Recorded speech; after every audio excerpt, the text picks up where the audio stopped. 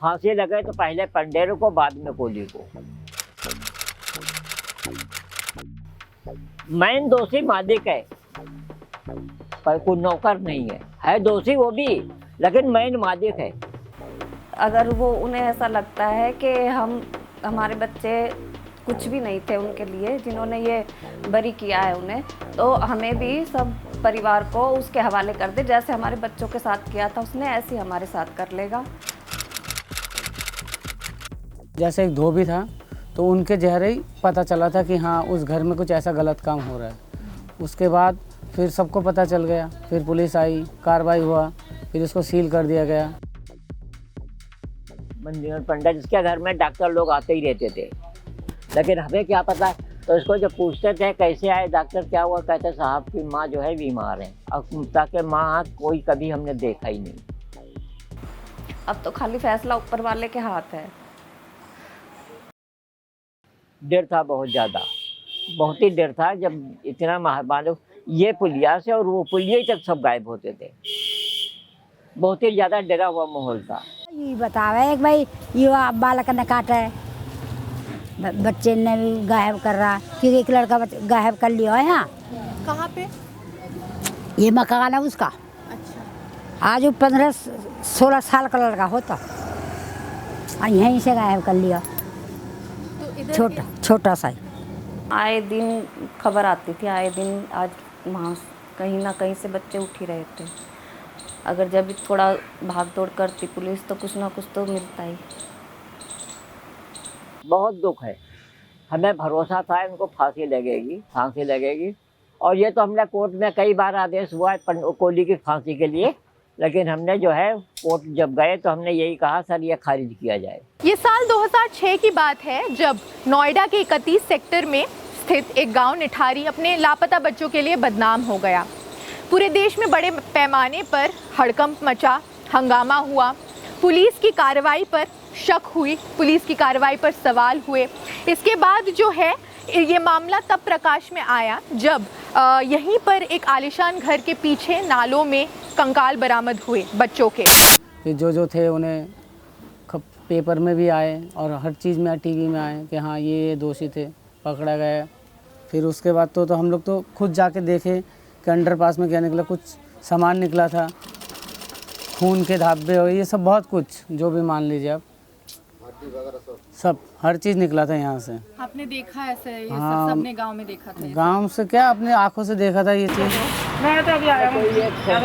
और 50 लाख देने के लिए कहा था हमारा कोर्ट में वकील हमारा है खालिद खान, तो उससे कहा था 50 लाख रुपए तुम्हारा जो है जब्बुलाल को हम देना चाहते हैं। तो हमें बुलवाया, वकील ने फ़ोन करके ऐसी बात है 50 लाख रुपए देने के लिए कह रहा है, कोई समझौता है। तो वहाँ गए, हम गए, फिर उसको बुलवाया, तो बात हुई तो कहने लगा ठीक है हमारी समझौता। तो हमने कहा हमें पैसा जो भी दो, 50 लाख दो, 50,000 दो, 50 रुपये दो, 50 करोड़ दो, लेकिन मीडिया और पेपर वालों को सामने दो, ताकि सबको तुम्हारा भी तो नाम होगा, हाँ इतना भाई किसी ने किया है।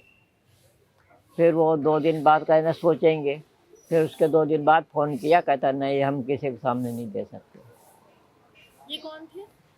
कोई संस्था अपने को बता रहे थे, अब कौन थे ये भगवान जाने। ये तो हमने उसको अब जितना हो सका उतना हमने किया। कहाँ तक 4 लाख रुपए वकील को दिए, सुप्रीम कोर्ट का किया, वो खा के पैसे फिर पंडित का छोड़ दिया, जमानत मिल गई थी। तो क्या भरोसा करे, फिर भाग दौड़ करके इधर उधर दिल्ली, लखनऊ, इलाहाबाद, सब जगह भाग के, तब फिर उस 3 महीने बाद फिर उसको अरेस्ट, फिर 15 दिन में अरेस्ट करवाया, तब जेल में। तो गाँव कहाँ है वैसे, आप कहाँ से हैं? हम रहने वाले उन्नाव जिला के हैं। हाँ। ये भी आप बताइए, जब निर्दोष है, अब कोई प्रूफ नहीं उसके खिलाफ है, तो 17 साल से जेल में क्यों रखा? क्या रिश्तेदारी बनाने के लिए रखा उसको?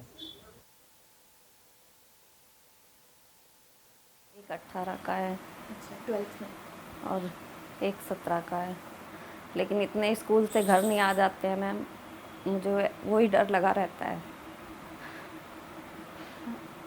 ऐसे बेचैनी सी रहती है, इतने घर नहीं आ जाते हैं कि कहीं फिर कोई बैठा ना हो मेरे बच्चों की ताक में। लेकिन यह मेरा बच्चा बच जाता अगर पहले से ही कुछ कार्रवाई हो जाती, तो इतने बच्चे उठ रहे थे। अगर पहले से ही कुछ कार्रवाई अच्छे से पुलिस करती तो मेरा बहुत बच्चे बच जाते। मेरा क्या, जितना हो सका मैम हमने बहुत हद से ज़्यादा कोशिश की है, हद से ज़्यादा। सरकार से यही कहना चाहूँगी कि हमारे साथ इंसाफ करें। हमारे बच्चों का उसने खुद कबूला था, और जब भी बरी हो गया वो इंसान राक्षस है, बिल्कुल राक्षस से भी बदतर है।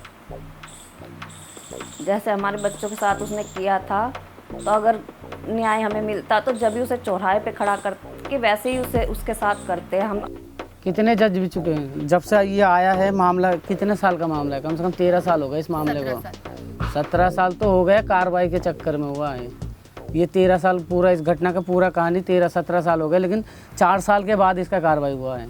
उससे पहले तो बोल रहे थे वो उसने किया है, उसने किया, नौकर ने किया, उसने किया।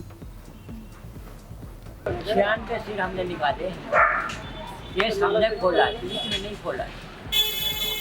ये आपको पता है, ये पुलिस ने नहीं खोला। 3 सिर निकालने के बाद पुलिस आई है।